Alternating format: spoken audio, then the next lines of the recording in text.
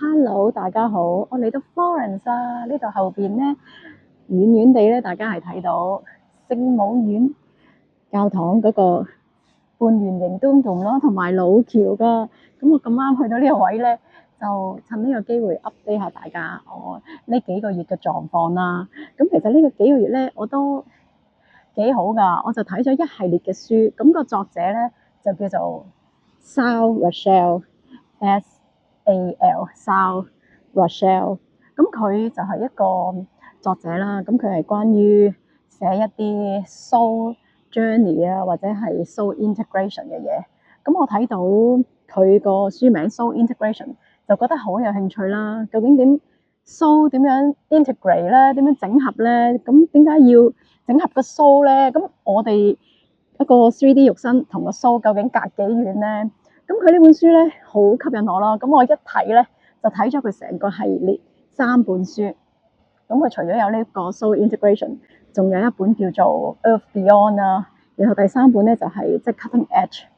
咁樣我就覺得好 amazing 咯。我唔知點解自己咁受呢啲咁嘅 material 吸引啊。有時嗰啲歷史書啊，我都未必咁有興趣睇。但係一講到呢啲前世今生啊，或者係即係 E.T. 種類嘅嘢啊，咁靈魂究竟做啲乜嘢啊？或者係我哋過去世其實係點啊？或者係未來世係點啊？咁我又好有興趣。咁我都睇過好多類似呢啲書啊，但係呢3本咧，呢個收寫嘅咧係好吸引我，每一本咧我都係哇哇聲，同埋咧我睇嗰陣時咧係覺得佢同緊我講嘢。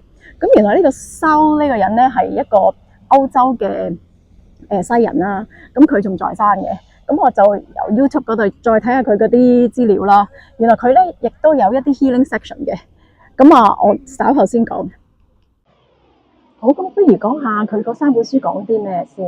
咁佢又講一啲 soul journey 嘅嘢啦。佢話我哋而家嘅 3D 肉身啦，其實只不過係佔一個 soul 嘅一部分嘅啫。我哋可能係佔30%咁樣計啦。咁我哋落咗呢個塵世呢個 3D world 啦。咁仲有 parent soul 咧，個7成喺上邊嘅喎。咁當我哋嘅人生課題啦、life contract 啦、karma 啦開始完嗰陣時咧，佢就慢慢咁樣咧就 balance 翻所有嘅課堂啊、課題啊，咁漸漸咧你就進入一個 soul integration 嘅階段。咁呢個係一個階段嚟嘅。咁你慢慢咧就會同一啲 fragment soul， 即係可能你俾咗一啲 power 人哋啊，或者人哋又拎咗你啲 power 喺一個 energetic 嘅層面咧，你就開始想俾翻佢，或者你攞翻啦。咁樣點攞咧？其實呢本書有教嘅。咁當你攞翻呢啲fragment 咧，咁你就變咗個 soul 係完整啦。咁啊，慢慢你就可以令到更多嘅 parent soul 咧落到你嚟現世啦。咁呢個其實咧就會去下一個過程，就係揚升 ascension。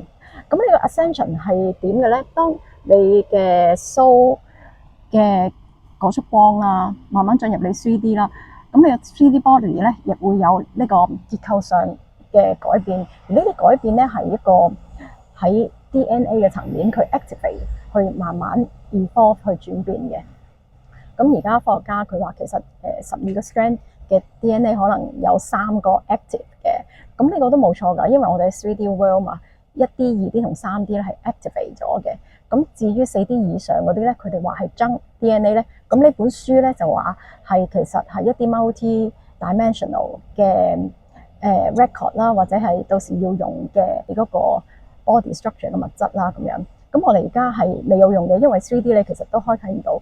咁但係如果你想進入呢個揚升 ascension 呢個 process 咧，咁第二啲 DNA 咧就開始可以開啟啦。咁你一路開啟咧，其實就一路係吸光啦，俾多啲宇宙嘅光進入你嘅身體啦。咁你就慢慢嘅體內咧就會變得 crystalline。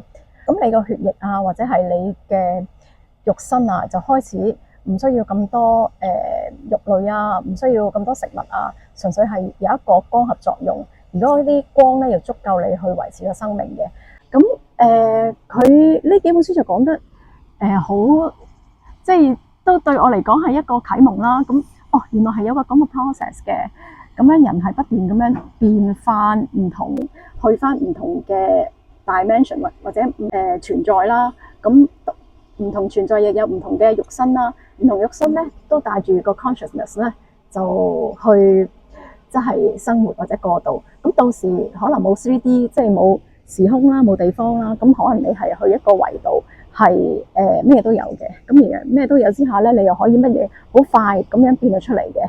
嗰個 manifest 嗰個 delay 咧係好短嘅，或者係即時有嘅。咁啊 5D 係點咧？咁 5D 有好多 healer 啊，或者係好多 New Age 嘅人士都講 5D 係一個 New World 啦。咁 New World 其實會係點咧？咁就係呢本書阿修咧就係咁講嘅，佢就係話係一個即係 heaven on earth 嘅狀態咯。因為你個 soul 嗰個 parent soul， 譬如你有7成嘅，7成已經進入咗你個 3D。變咗10成，即係你用一個3D 嘅 body， 或者到時 5D 嘅 body 去裝晒所有你 soul 嘅 capacity。咁到時係點？可能你係一個半透明嘅狀態，或者係一個光波嘅狀態啊，咁樣咯。所以呢本書咧講嘅課題亦都好吸引我啦。咁佢仲有咧講呢個金字塔同埋金字塔嘅來歷嘅。咁咧，適逢呢個時間咧，又成日遇到一啲金字塔嘅題材喎。咁呢本書咧都有講到金字塔嗰個存在嘅目的嘅。佢就話咧係12000年前啦，就唔係而家科學家講嘅話幾千年啦。咁佢話12000年前咧就啱啱係 Atlantis 當時沒落嘅時候啦。咁剩翻嗰啲人咧就覺得啊，都係要同呢個地球留翻啲嘢。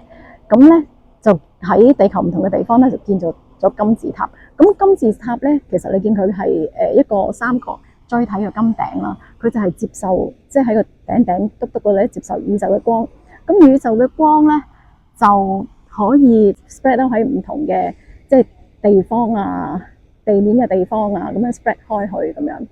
咁佢就話呢12000年前咧就好彩有呢啲建成啦，唔同嘅 pyramid 嘅建成啦，令到其實嘅宇宙嘅光咧都可以穿透地球，即係都發揮咗少少作用咯。